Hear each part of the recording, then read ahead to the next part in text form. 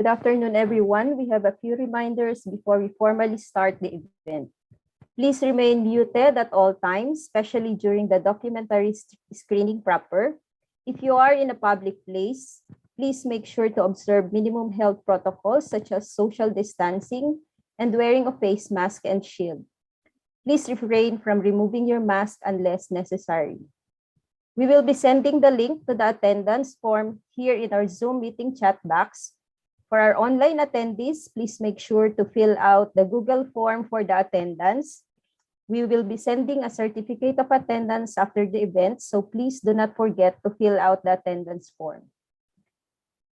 Please remain proper decorum during the singing of the Philippine National Anthem.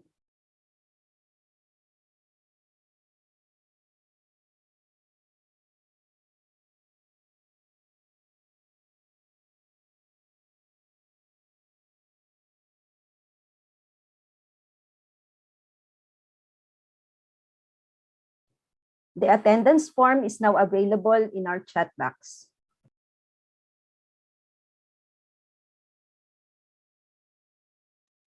Mga kababayan, ang pambansang awit ng Pilipinas. Kayang mag-ibig, tewas ng silanganan, alam ng puso, sa dikit mo'y buhay. Upang hinirang, kuya ka ng magiting, sa manlulupin, di ka pasisigil, sa nagatang tutok sa simoy at sa langit mong bangaw, ay hinatang tulad, awit sa pagkayang minamahal. Ang isang ng matawad mo'y tagumpay na nag-iingin, ang bituin at araw niya kailan pa may di magtitingin. Lumalang araw ng walhaging pagsinta, buhay langit sa piling mo. Ang inigaya ng pagkay mga api, ang mamatay ng dahil sa'yo.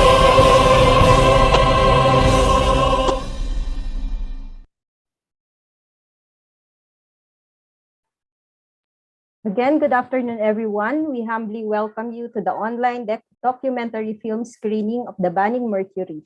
I am Arlene Galvez, the Policy and Advocacy Manager of Bantoxics. Banning Mercury is a short documentary on the mercury flows in the artisanal small-scale gold mining or ASGM communities in the Philippines and the risk posed by mercury exposure to human health and environment. The event is in partnership with the International Union for Conservation of Nature, National Committee of the Netherlands, or IUCN-NL. Bantoxics is grateful for the support of IUCN during the creation of this documentary. Banning Mercury aims to raise awareness on the mercury flows in the artisanal and small-scale gold mining sector in the Philippines, along with the risk posed by mercury exposure to human health and environment. With that said, may we call on the Executive Director of Bantoxics, Reynaldo San Juan Jr., for his opening speech.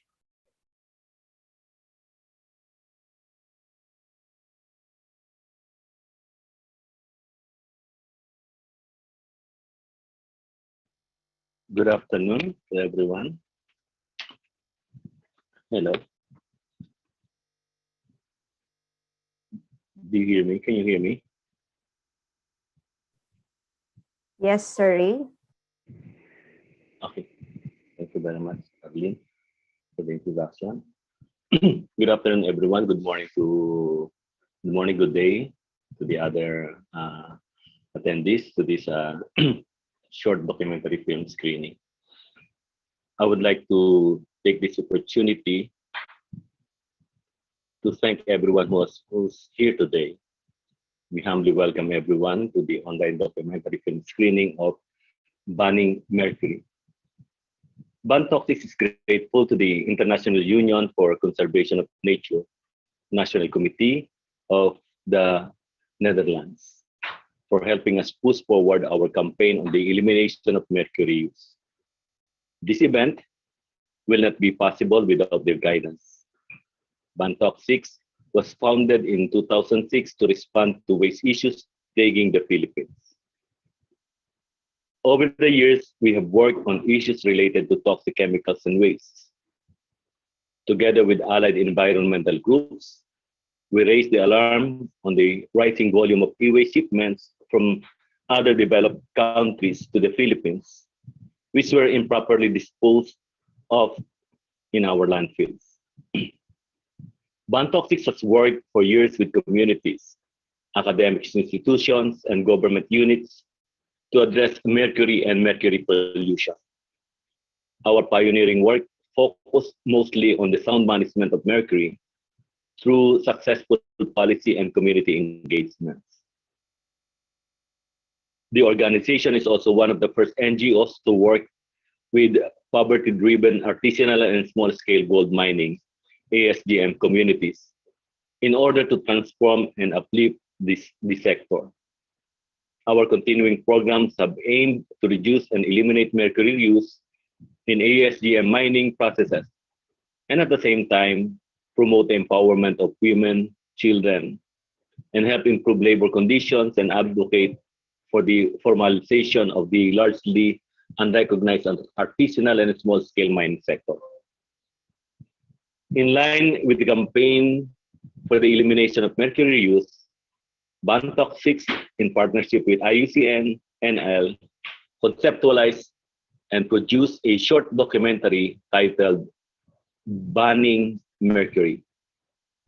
The online documentary film screening for Banning Mercury aims to raise awareness on the mercury flows in the artisanal and small-scale gold mining ASGM sector in the Philippines, along with the risks posed by mercury exposure to human health and the environment. As most of us know, mercury is a highly toxic substance which poses health risks to humans and environment, and is named by the World Health Organization as one of the top 10 chemicals of major public health concern. The ASGM sector has been identified as the main anthropogenic source of mercury pollution, accounting for 37% of the total emissions in the global atmosphere. Bantoxics is grateful to IUCN NL and all the participants for taking part in today's premiere. We hope to continue our mandate to protect both human health and the environment from the harmful effects of toxic chemicals and waste through the promotion of sound chemicals and waste management. Thank you very much. Good afternoon and welcome to this premiere. Thank you for your thoughts and inputs, Sir Ray. Let us now move forward to the documentary screening proper for Banning Mercury. A quick reminder for everyone to remain muted during the screening proper to avoid noise interruptions. Thank you very much.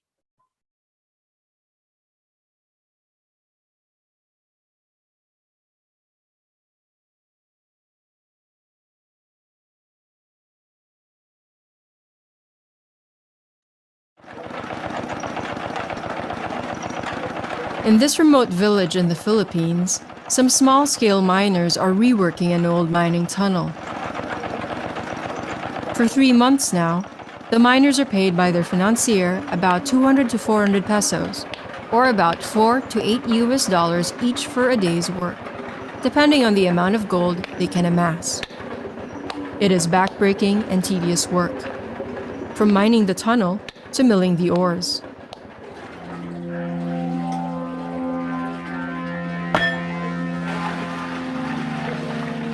And it is a dangerous one as well. To capture the gold dust after the ores have been milled, the miners use one of the most toxic metals known to man, mercury. Mercury is used to form an amalgam, which will then be smelted, isolating the gold, but also releasing mercury fumes into the environment. Small-scale miners say it is the fastest and easiest way to extract gold. The World Health Organization categorizes mercury as one of the top 10 global chemicals of major public health concern. The Philippine government, for its part, has put a ban on mercury use in the artisanal small-scale gold mining industry since 2012. But 8 years have passed since the issuance of the ban. Why then are operations like this still using mercury?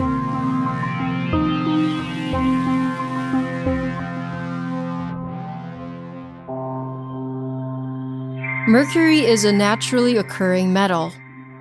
When released to the environment, it can be toxic. It is indestructible and can bioaccumulate and biomagnify in the food chain. Exposure to mercury can lead to a number of illnesses, including brain damage, serious birth defects, and even death.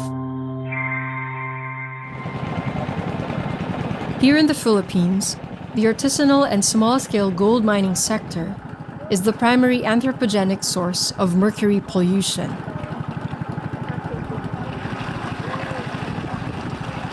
Artisanal small-scale gold mining, or ASGM, is considered a valuable source of income in the country.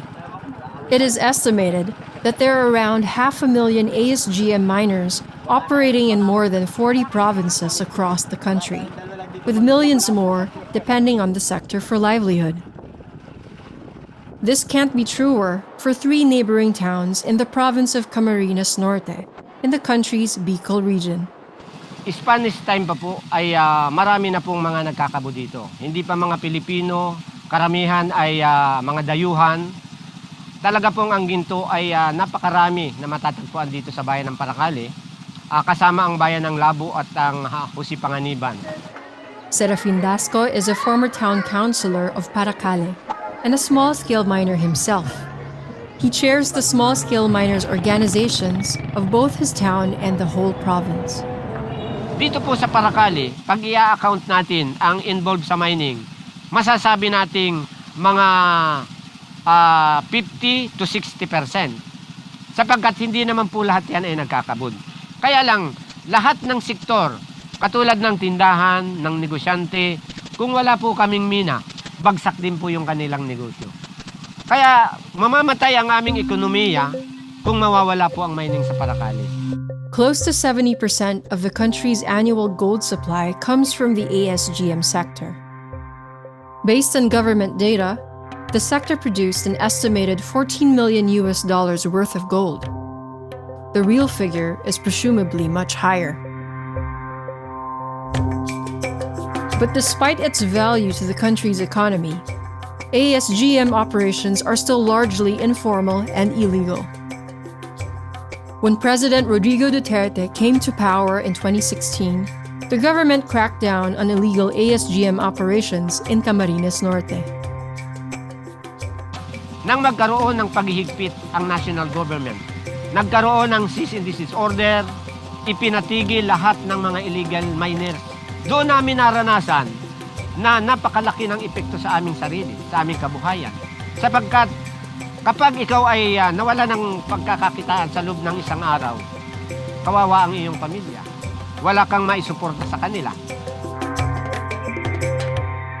Operations halted for a while, but would later resume again, though still technically illegal. The prohibitive cost and the demanding procedures to gain formal operation have dissuaded small-scale gold miners from applying for permits. Here in Camarines Norte, some mining practices are already deemed illegal to begin with. Like this process called compressor mining, which allows miners to descend into murky waters using a plastic hose for breathing. The hose is attached to a compressor that provides artificial air. Kung papansinin natin, napakakarampot lang ng kinikita nila kumpara dun sa hirap na kanilang nararanasan at delikado pa sa buhay. Ano man yung gawin namin na paghikayat sa kanila na itigil yung ganitong hanap buhay, hindi naman kami makapagbigay ng alternative na hanap buhay sa kanila. Wala rin naman kaming kakayahan para suportahan yung kanilang pangangailangan. According to Serafin, ASGM is still a poverty-driven industry. Nagsimula ako magmina ay mga 10. 10 taon pa lang. Nung una, madali nakakuha ng ginto. Nung tumagal, nauubos rin baga, ay pahirap na rin ang pahirap. Larry Bobis has been a miner for 20 years now. Unable to finish high school, he says he tried to attend school again now that he's an adult, but his own circumstances made it difficult for him to finish. Nag-eskwela ko hanggang second year, tapos nung nag-eskwela uli ako ng ALS. Kaya may mga anak na ako. Ay balak ko sana mag-eskwela ng ay hindi rin magkakayanan, may mga anak na baga. Kasi pag nagtigil ng pagkakabod, paano na yung pamilya? Ang isang araw namin, 300. Minsan na hindi pa naabot ng 300. Pagka mahina ang nakukuha ang ginto, hindi ka abot ng 300, 200. Ganyan. Minsan nga ay wala. May araw na walang kita. Like Larry, majority of small-scale miners in the country are engaged in subsistence mining. As much as 75% of the total ASGM population usually only earn enough to buy food, water, and other basic needs for a day. The subsistence nature of mining contributes to continued mercury use in the ASGM sector, mainly since it is considered a relatively quick and easy way to produce gold. This, and the fact that the sector is largely informal and therefore unregulated.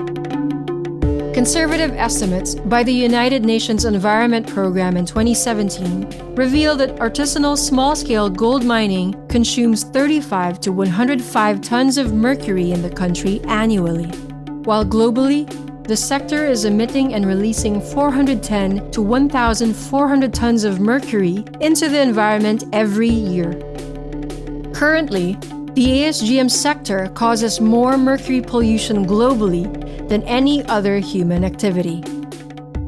In 2013, the Minamata Convention on Mercury was signed by over 120 countries, including the Philippines, with the intention of protecting human health and the environment from anthropogenic releases of mercury and mercury compounds. The convention was named after the Japanese city of Minamata, where the most catastrophic incident of widespread mercury poisoning in history occurred. More than 1,000 people died, and many more were crippled for life in the tragedy. Non-government environmental organization Ban Toxics has been a consistent presence in advocating for the ratification of the Minamata Convention in the Philippines. In 2019, it took part in the Minamata Initial Assessment to determine the scope of mercury pollution in the country. The Minamata Initial Assessment conducted in 2019 named 18 hotspots in the country, including 5 bodies of water, such as Manila Bay, Mambulau Bay in Camarines Norte, and Maykawayan River in Bulacan. In the past few years, Ban Toxics has also conducted several mercury inventories involving gold processing facilities from various mining communities. The impact of ASGM, the main anthropogenic source of mercury emissions and releases globally, are not fully known due to the informality of the sector. Ban Toxics research in 2017 shows, however, that this could be significant. The fact that the Philippines is one of the top producers of gold globally should also be considered. Ban Toxics research revealed that the average mercury used to produce a gram of gold in the country ranges from 10.61 grams to 48.1 grams. Arlene Honrade, Monitoring and Evaluation Officer of Ban Toxics, identifies governance and enforcement of existing laws as among the key factors that allow continued mercury use in the ASGM sector. Enforcement of mercury ban are still very inconsistent since the bulk of responsibilities are devolved to local government units. Regulation and enforcement practices vary wildly depending on the priorities of the LGUs. In some areas, there are LGUs who are involved in mining. They are involved in selling mercury. The LGUs actually are the ones who are preventing the miners in being legal because of corruption, because they're making money out of the illegal operations. Mo na siya, madali na lang yung contract mo kasi halfway done ka na doon sa mga kailangan. Charito Elcano is a mining financier determined to legalize mining operations in her town in Jose Panganiban. She experienced firsthand government corrupt practices associated with ASGM that at times can be life-threatening. Ito, constant reminder. Constant reminder to. Pinilipit nila yung kamay ko. Binaril nila lahat yung mga manok namin. Lahat ng gusto nilang kunin, kinuha nila. The first time her mining operation struck high-grade gold, armed men she believed to have connection with state forces robbed her. Sabi niya, magtatagalan pa ba niya tayo? Uumagahin tayo dito. Ang gusto kong magkaroon ng minahang bayan dahil yun nga nakikita ko na palala ng palalang korupsyon. Kumbaga masyado nang nakatanim, nakaugat na ng gusto. Maraming ahensya, sabi ko nga, wala ka nang mapili. Nandyan ang Highway Patrol Group, nandyan ang lahat. Sabi ko, anong kinalaman ng Highway Patrol Group sa pagmimina? Di ba? Kung legal kami, wala nga naman yun. Wala na yung payola ni ganito. Wala na. A deeper motivation that fuels Charito's resolve are the deaths in her family caused by mercury poisoning. Ang niluto naming ginto noon ay 8 kilo nga na nalason yung kapatid ko ng asoge. Siyempre na tumataas yun nalalanghap niya, pati yung anak ko. Yung kapatid ko pagkaraan ng ilang araw sa ospital namatay yun. Mercury poisoning. Yung anak ko, ang manifestation noon sa kanya, lumabas ay after 15 years. Namatay siya. Ang sabi tinanong lang nga ako ng doktor nung mamatay na, sabi niya, anong business niyo? Ako, nasa mina po kami. Yun na nga niya, I guess, sabi niya ganun. Kasi sa balbula daw ng puso ng anak ko, may nanigas na mga parang sedimentation na ang karakteristik daw mercury. Yun, sabi nila. Yun na, naging talagang tuloy-tuloy na yung aplikasyon ko noon.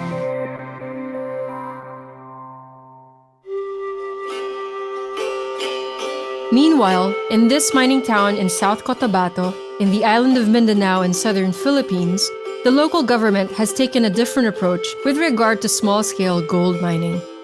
We have continuous coordination with the small-scale mining. Kung may mga issues, pinatawag naman sila with the mayor, presiding the meeting. And maganda naman yung relationship ng LGU sa kanila kasi yung mga permit, ina-assist natin sila sa permitting para continuous yung production nila. Tiboli is home to the first fully monitored and regulated mining areas in the country through the establishment of Minahang Bayan, or People's Small-Scale Mining Areas. Since 2015, Ban Toxics have worked closely with the Tiboli local government and the mining communities to improve ASGM conditions in the town. Mabuti na lang, pasalamat kami. Very early naman yung intervention, awareness ng mga tao. So, through Ban Toxic, through ILO, nagtulong din dito. Masaya rin kami kasi parang nag-level up naman tayo. We need to stop using the children and the women. We discourage using mercury. On September 9, 2019, the local government issued Executive Order No. 20, prohibiting the use of mercury in gold ore processing in Tiboli. The ban covers all small-scale mining areas and hopes to fully achieve a mercury-free gold production within 2 to 3 years.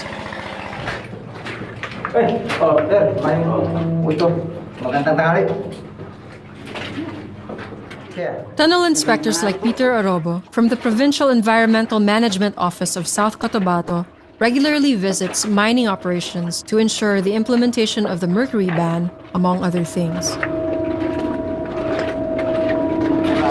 Since 1964-65, talagang panning area na ako. Since 1989, from Liwalwal, dito ako, nag-bisa ako. Dahil dati ako minero. Noon nag-start kami ng panning area doon sa Nabunturan, wala talaga mercury. Nagturo sa akin yung mga igurot galing sa binggit. Nakukuha namin ngayong gold sa mga proseso. Pero walang gamit na mercury. Peter is referring to the gravity concentration method, which the local government recommends. It is a traditional process, also known as the Benguet method, named after a province in northern Philippines.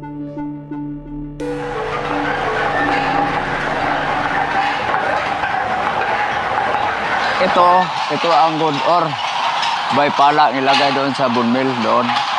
Every 3 hours, kailangan ma-refine na doon naman patungo sa cyanide processing. Another method of recovering gold available to the miners in Tiboli is cyanidation, where a cyanide solution dissolves the gold from the host rock. Cyanide, although toxic, is considered safer due to the fact that it does not bioaccumulate like mercury. So galing doon, pagkatapos na ang waste dito na i-drop, patungo na doon sa tilingpan. Ito na. However, cyanidation is a longer process and takes 15 to 20 days before the gold gets extracted from the ores. This is one of the cyanide plants in Tiboli, owned by Manuel Afang, who is also a mining financier. Sa ngayon, medyo mabagal talaga ang pag-ipon ng ginto at pagkuha ng ginto kasi cyanide ng gamit, hindi na mercury. Medyo diferensyado lang kasi pag mercury ang gamit, madali lang. Kasi yung cyanide, more or less mga 20 days bago ka pa makikita ng finished product mo. Ang association po namin is composed po yan ng mga landowners ng area, siyempre yung mga pamilya namin. Tapos, meron din from the tunnel operators, yung mga non-IP members din po sila. So, Juliet Maguan and Datu Edmund Ugal are officers of the Maguan Clan Small-Scale Miners Association operating in the Minahang Bayan in Kematu Village in Tiboli. Though they strictly follow the mercury ban, they share the sentiment of other miners and mining financiers who wish the government would provide more alternatives. since last year, parang humina na rin yung production namin dyan sa minahan. Kasi yung iba, naghanap na ng ibang trabaho. Yung dahil na rin sa halos kailangan ng capital doon para makapag-rolling. Kasi nga, niband na yung mercury sa area o sa amin dito kasi Minahang Bayan nga. Kasi kami sa association, pinupush naman talaga namin yun na, kung hindi tayo susunod, paano yan? Huhulihin tayo. Ang mga tribo dito sa Barangay Kimato is almost 70% ang kanilang kabuhayan nagadepende sa mining activities dito sa Barangay Kimato. Ang cancer namin ho dito, itong mga small scale na mga tribo, ang kanilang kabuhayan is papasok ng talil ngayon dahil ang iniisip nila yung kanilang pagkain ng kanilang pamilya, pag-aaral ng kanilang mga anak, after end of the day, magkapira na. So, ang problema ngayon, kung walang mercury, paano? So, ang hinihiling nga namin, anong alternative? Para mas maging madali sa amin yung transition from using sa mercury into mercury-free facility, kailangan namin yung tulong ng aming gobyerno para at least matulungan kami kung paano mag-start ng panibago. Kasi hindi naman madali yan Medyo may kamahalan, kumbaga. Still, mercury use has not been completely eliminated in Tiboli. Ball mill processing facilities, which are located outside of the Minahang Bayan areas and within residential compounds, still use mercury illegally due to the fact that they are not monitored as often as mining tunnels. Ban Talk 6 was able to record this conversation with a ball mill owner familiar with current mercury trading practices. Di man ta kapalit ginaghan karon kung mas kilo gito kung gipalit kitimaan ang pasapasa na mura ganay sabo na bitaw nga nanay-rane ay di magpalitan halimbawa may maduo sa mga kakailang maligid ng pero di man sa mga tagatan so ang kanila nga ikaw kaila ka na ko ikaw ka kanila inanang style nila silupin lang ganang ginasip na silupin na to ang gisudlan na to ibutang mas king para ma-prevent kung hindi siya mabuntag ng biyahe nyo kabugat Ban Talk 6 research revealed that mercury in the Philippines is sourced from neighboring countries such as China, Indonesia, and Malaysia through various illegal and legal means. An informant tells Ban Talk 6 that mercury used for small-scale mining is smuggled from Indonesia. Yung Mercury galing po ng Indonesia. So binabak po from General Santos City. Then kung minsan nasa Mako Warp, then pababa ng Tagum. So ang ginagawa nila dyan is mayroon silang sariling bangka gamitin para papuntang Indonesia. So yan ay tinatawag na smuggled goods. So galing ng Tagum, dadala sila ng mga goods na papuntang Indonesia. After that, pagbalik, yun ang dala nila yung mga Mercury. Pinakamalakas is China. Galing ng China, papuntang Indonesia, din papuntang Jinsan. Yung karamihan kumisan, papunta ng Luzon. As mentioned by the informant, as well as other miners in Tiboli, smuggled mercury can be bought in Tagum City in eastern Mindanao. Tagum City is an important hub for both mercury trading and illegal gold buying due to its proximity to major ASGM areas. A team from Bantoxics, led by Arlene Honrade, posed as mining financiers to find out if gold traders are still selling mercury. Ha? Mahal na gid. Ano mahal naman? Mercury ba? Mga 100 na daw na. Ang Mercury karon bilang 10,000 magsubo dag palit kay mamatay na ko. Oh, may takmo dito sa wakay kuan, di makaila palit na kuya di pala na lahat. So kuan. Okay, nahutdan mig Mercury dili na mo mahurot og process. Tagpila. Pila inyo?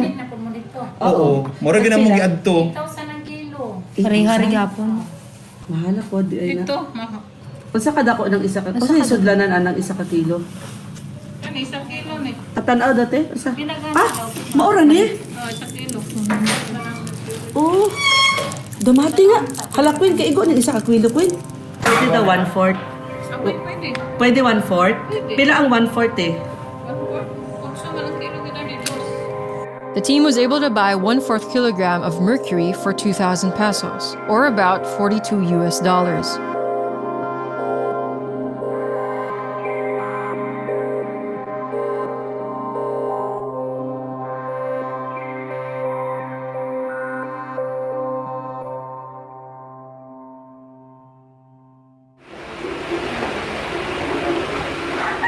Meanwhile, back in Camarines Norte, in Labo Town, another approach to ending mercury use has taken shape.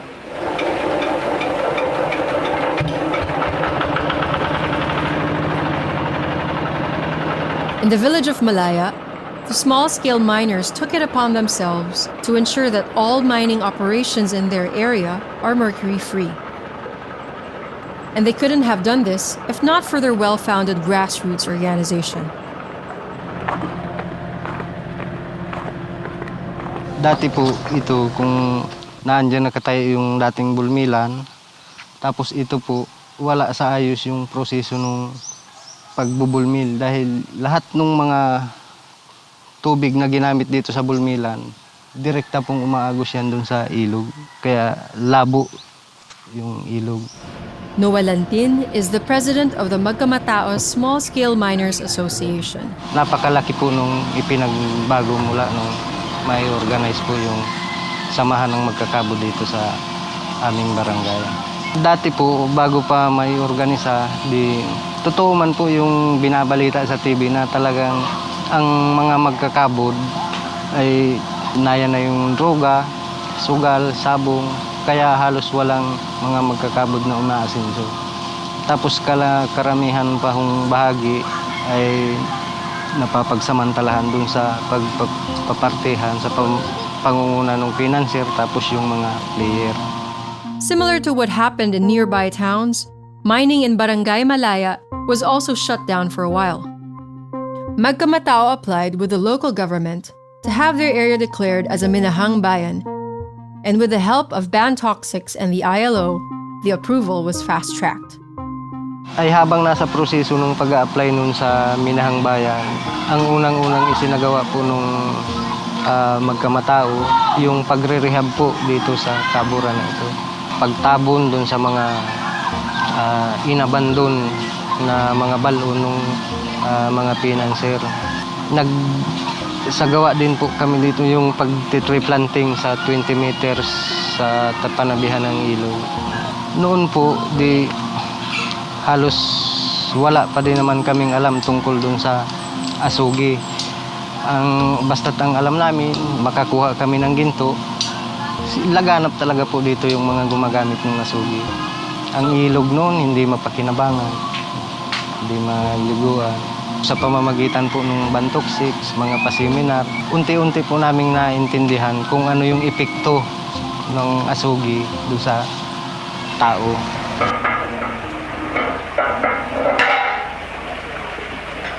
The Magkamatao have since utilized the gravity concentration method in capturing gold. Mas marami na recovery ng ginto dito kasi may ingat na yung nagtatrabaho.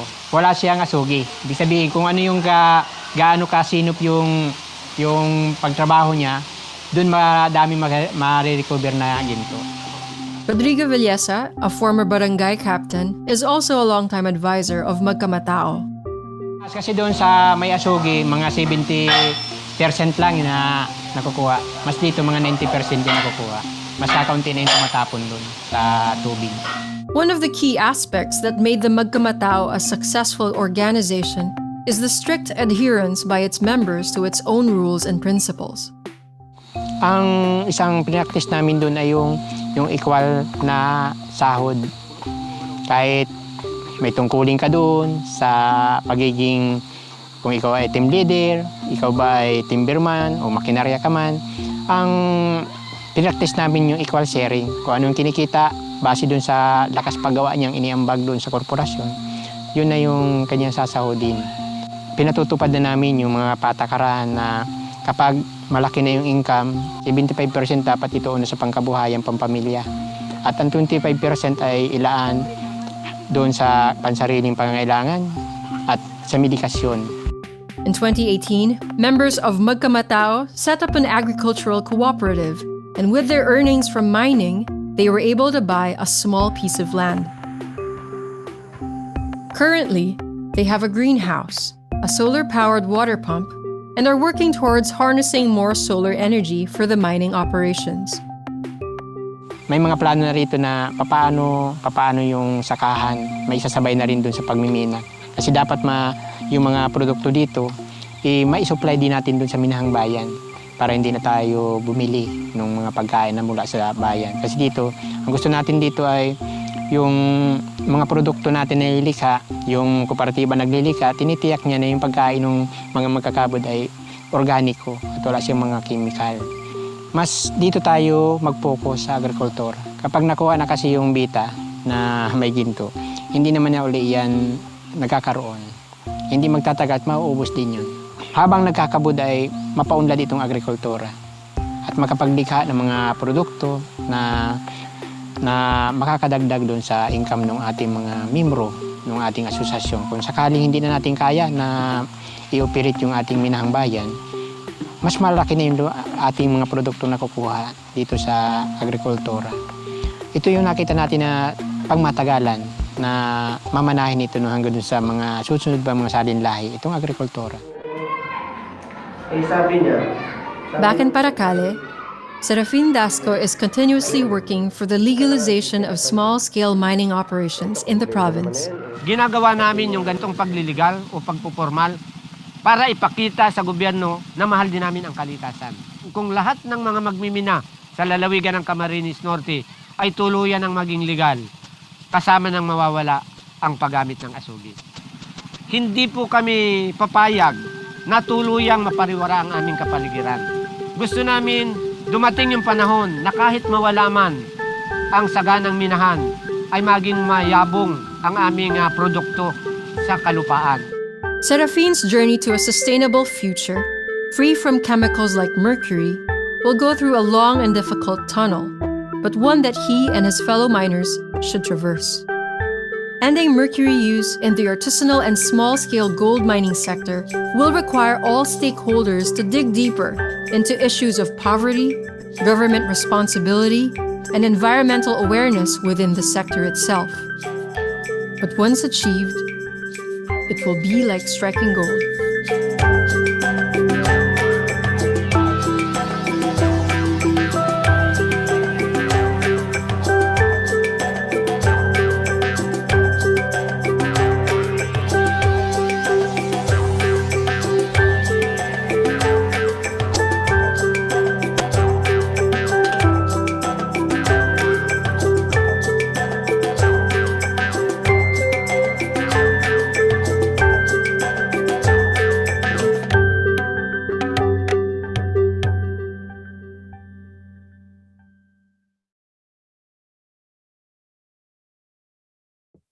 That was banning mercury. We will now move on to the open forum session. We will be joined by RJ Mabilin, Jam Lorenzo, and Arlene Onrade. RJ is the writer-director of Banning Mercury. Jam Lorenzo is the executive producer of the documentary and also serves as the policy and research associate of Ban Toxics.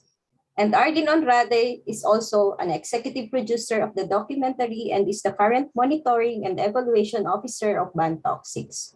We are now opening the floor to anyone who has questions or clarification about the documentary, and you may send a direct message to the host of the event using the Zoom chat box.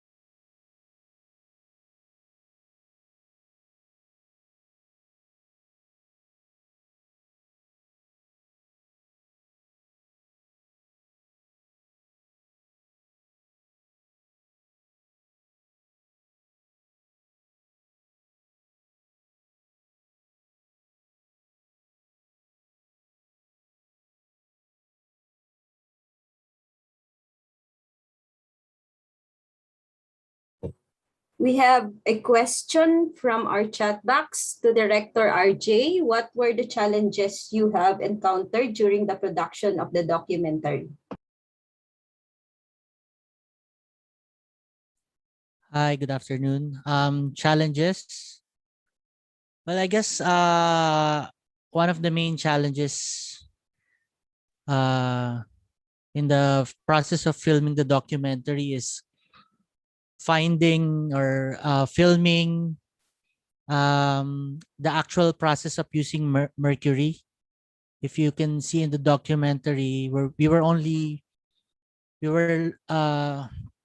lucky enough to film one operation in a very far-flung area in Paracale. We had to walk for a few hours to get to reach that area.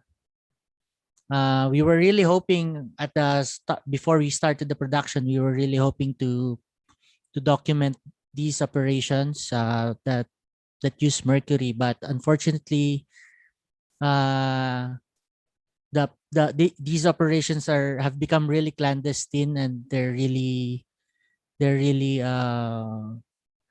as mentioned, it has become an illegal activity, so we can find any other operation that we can document. I remember there was also a situation where some of the members of the LGU are preventing us from documenting in one of the municipalities because they don't want to have a bad image. So those are some of the challenges that we faced. The team, including Miss Arlene Andrade, can attest to these challenges that we faced. That's all. Thank you, Director RJ. Another question from our chat box. Hello, I wanted to ask if the illegal trade of mercury can be prevented, seeing that they are conveniently sold in pawn shop. I think Ms. Arlene Onrade can answer these questions.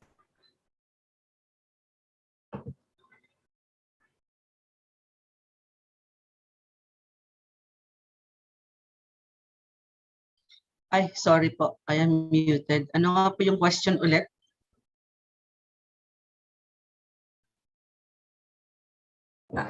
I wanted to ask if the illegal trade of mercury can be prevented, seeing that they are conveniently sold in pawn shop. Kung sa batas lang po, meron na po tayong batas. Kaya lang po, parang ang kulang po siguro talaga ay monitoring. Kasi alam naman po ng lahat kung saan po pwedeng bilhin yung mercury. Pag pumunta ka doon sa area, alam lahat ng tao, it is an open secret. Pero bakit po nangyayari yun? Kasi po, parang kulang yung monitoring siguro, enforcement talaga, enforcement ng batas. May nakausap po akong isang minero dati, sabi niya sa akin, Arlene? ay kung talagang i-enforce yan, susunod naman kami. Kaso lang, Miss Arlene, can you speak in English? We have some participants. Oh, sorry. Okay. So I talked to a miner before, and he told me that actually we can stop using mercury if it is enforced. However, it is not really enforced. There is a law, but we don't even know what is in the law.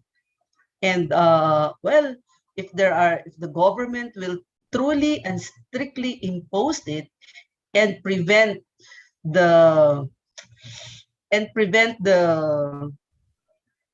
miners in using it, or if it is not available in the market, then we have no choice but not to use mercury. But it is available in the market, and the fact that it is coming in the Philippines, so it is allowed. That's why, and it is available. That's why we are still using it. Thanks, Miss Arlene. Another question. What are the usual problems faced by ASGM miners during the acquisition of Minahang Bayan and mining contract?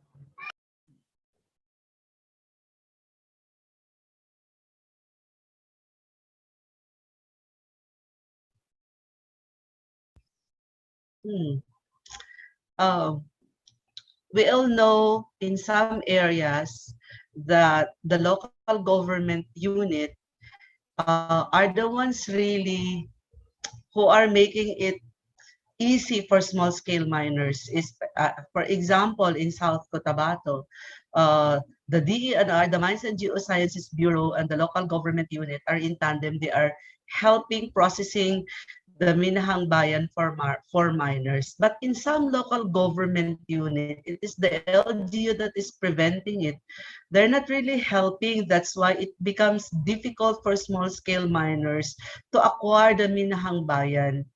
And also, the rigorous requirement that is like the mining application of large-scale mining companies who have endless resources, who have lots of resources, is the same as the small-scale miners who have very less capital. And but thanks to Asi Kagiwa, when she became the Assistant Secretary for Mining Concerns, and also MGB Director Moncano, they were able to streamline the application for Minahang Bayan. That's why the Minahang Bayan Declaration of Magkamatao in Camarines Norte was speed up.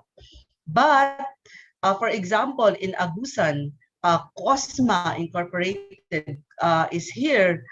Their Minahang Bayan application is already how many years? More than 20 years, and they are not yet declared Minahang Bayan. Another Minahang Bayan in Agusan, it took them, I think, 10 years to be declared as Minahang Bayan.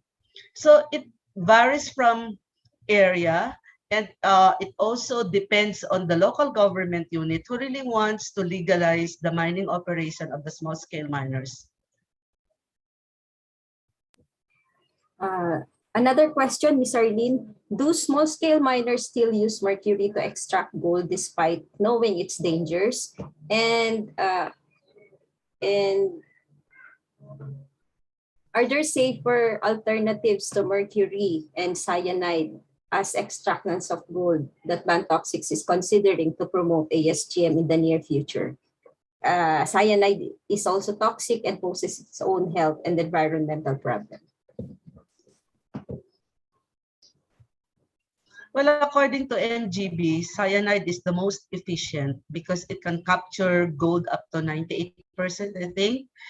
And but Bantoxics currently is promoting the gravity concentration method because we don't really have that capacity yet to explore other alternatives, except that there are other alternatives.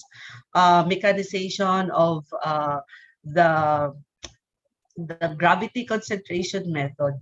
But since the government is promoting cyanidation, so that's it. But the small scale miners cannot afford actually to put up a cyanide plant because to put up a small cyanide plant, I think you need more than 2 million pesos to do that. And these are small scale miners. You know, they don't have that much money to put up a cyanide plant. But there are other alternatives if the government will also help the small scale miners. Number one, in legalizing their activity. Number two, in providing the technology, aside from cyanidation. Thank you, Ms. Arlene. For Mr. Jam Lorenzo, as academic research institutions, what are the areas of research we can go into to support banning mercury? Actually, for ban toxics, what we are focusing on is unearthing knowledge regarding the factors that contribute to the continued use of mercury. Because the issue of mercury is not simply about miners refusing to use other alternatives. It's the poverty issue, first and foremost.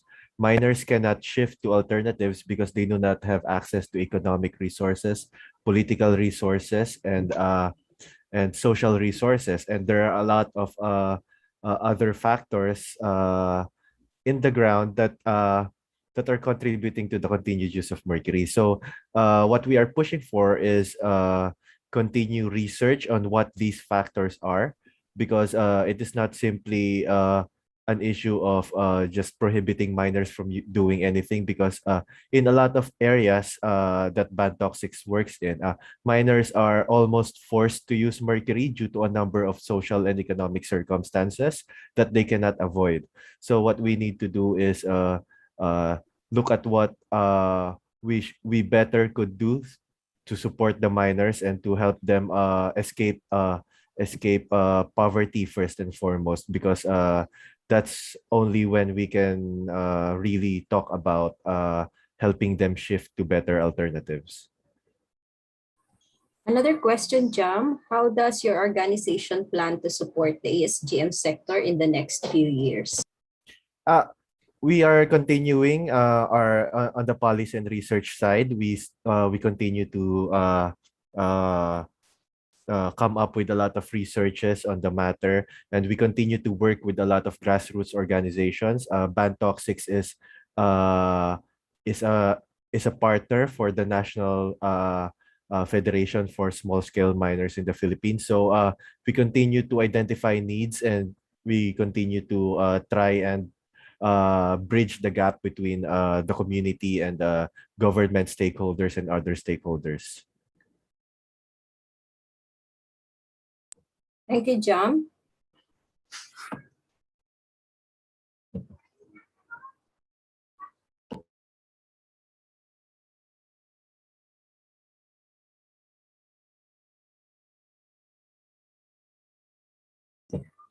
Do we have updates on the situations of small-scale miners in the country, especially after the recent lockdowns imposed? One of the key problems that we are facing right now in small-scale communities that we have identified after the lockdown is the prices of gold have plummeted, access to work has been limited. So in a lot of our partner areas, one big issue is children who were liberated from child labor have come back to mining areas because of, again, poverty. So I think Miss Arlene can add to that answer.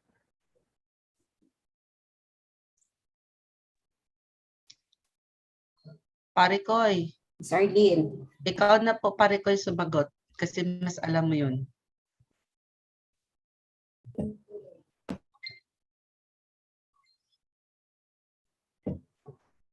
From the recent rapid assessment here in Camarines Norte, malaki talaga yung naging problema during the pandemic, especially during the first month. The price of gold dropped, I think, half the price from its original price, and then they cannot sell the gold. Even the big gold buyers and the sellers cannot sell their gold from to other area because of the travel restrictions. And another problem is the child labor again, because their parents cannot mine because of the travel restrictions. Maybe we have to understand that these small-scale miners are mostly migratory. So during the lockdowns and the travel restrictions, it's really hard for them to do their job, to do their mining in different areas. So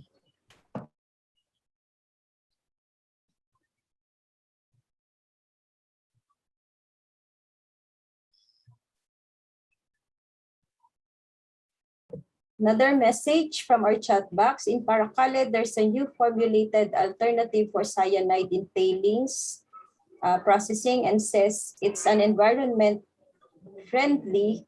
Are we aware of that? Because that's the most common propaganda right now of those who want to put up additional plant locally. In fact, there's one located in Manning near Gumaos, Paracale, that easily acquired ECC because of the said reason. Even if it's a timberland area, we are not aware of that.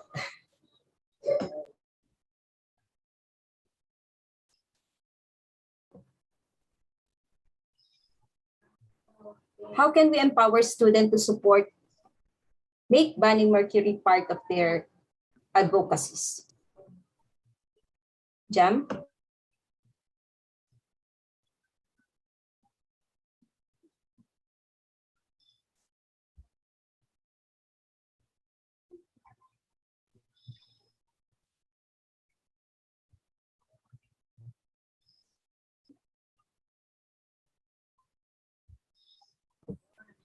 Sardine?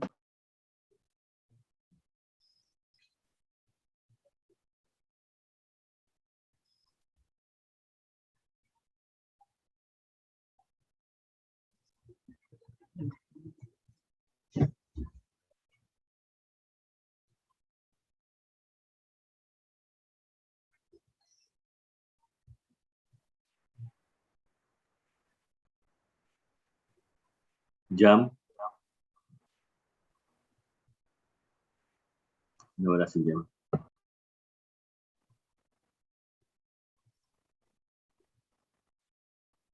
Parker, could you please read the question?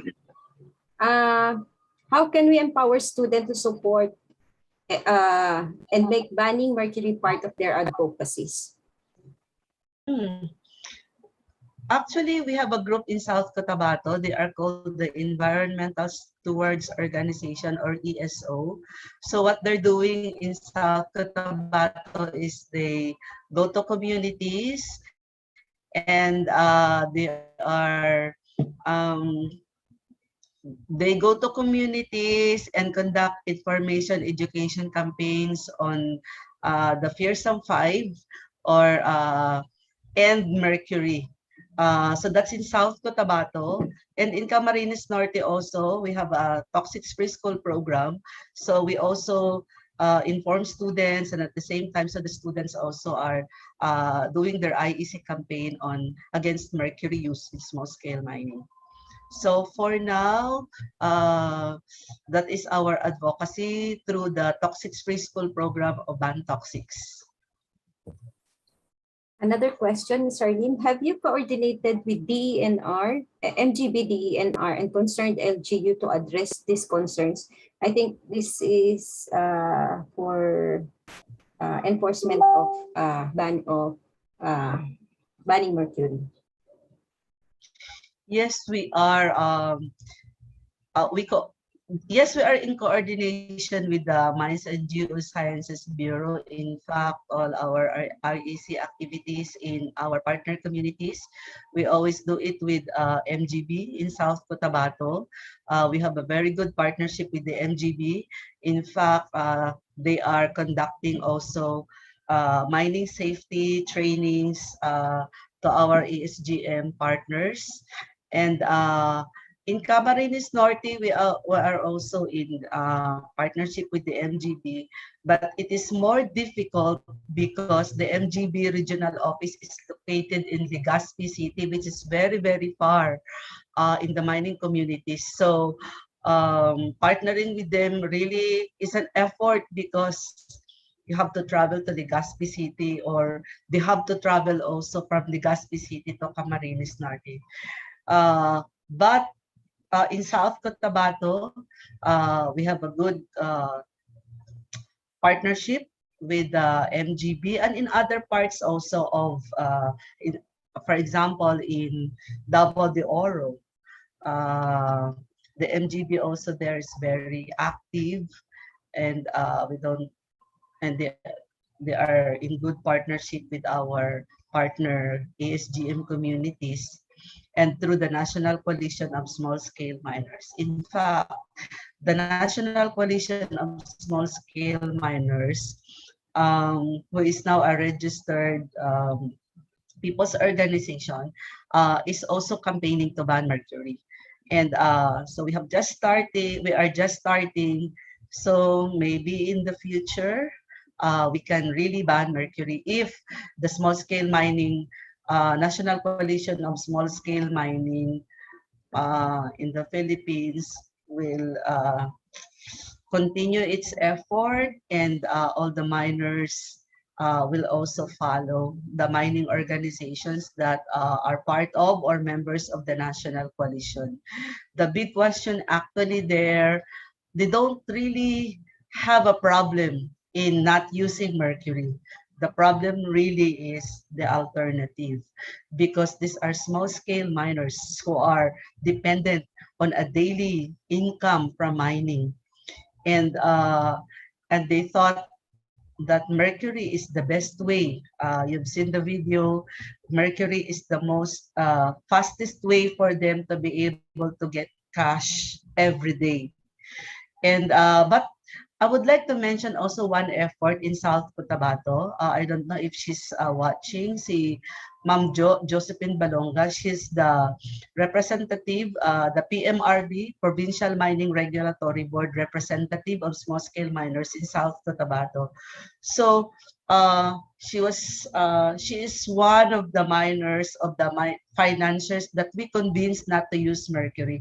So what she did was, she put up a small cyanide plant. So she has 5 tons, 10 tons, and 20 tons cyanide plant, so that the miners, the mine workers in their operation can process their ore in the small cyanide plant. So it is so that it will, less time, and so that they can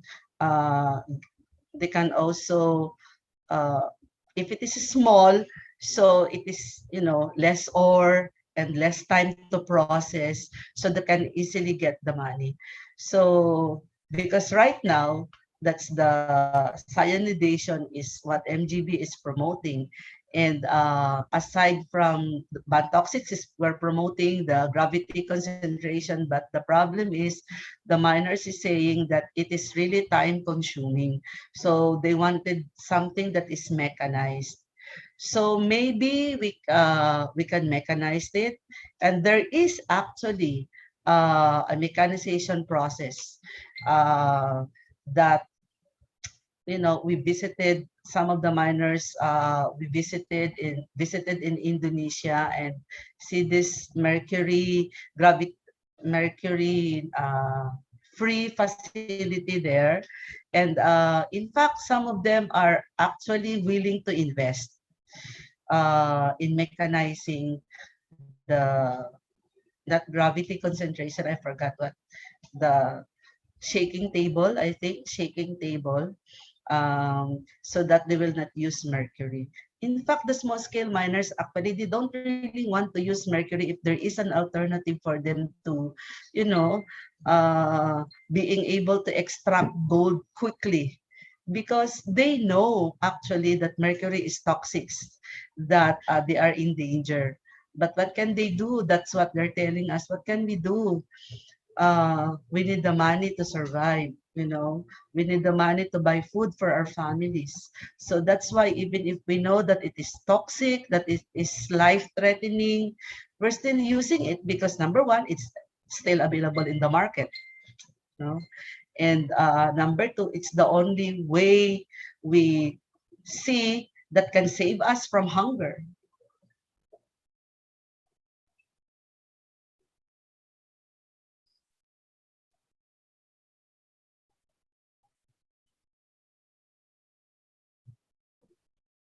Thank you, Ms. Arlene. And for our last question, I think this is for Jam.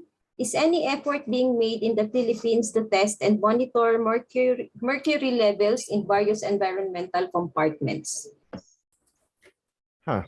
So as for banned toxics, we continuously try and monitor mercury levels, especially in mining areas. So I think the last time we conducted some testing was in 2019. The data is presented in the study accompanying this documentary. You can check it at our website, and I'm sure other government agencies are also monitoring mercury levels in a lot of areas. Yeah, but for ban toxics efforts, we try to do regular monitoring where we compare levels from previous years to more current data. Thank you, Jam. Thank you to everyone who participated in the open forum event. If you have any more questions, feel free to send a message at Ban Toxics Facebook account or email us.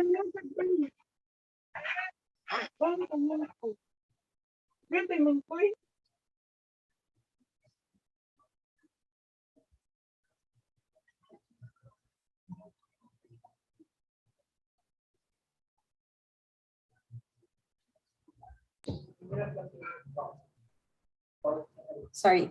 Thank you to everyone who participated in the open forum event. If you have any more questions, feel free to send a message at Bantoxics Facebook account or email us at comms@bantoxics.org, comms@bantoxics.org. That concludes our today's event. We are grateful to everyone who joined and participated in today's screening. The documentary film will be posted on YouTube for the general public tomorrow, September 16. Thank you, everyone, and enjoy the rest of the day.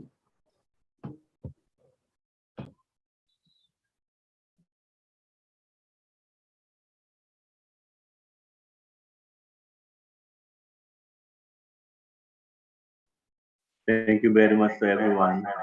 Thank you, Charlene. Thank you, Elena.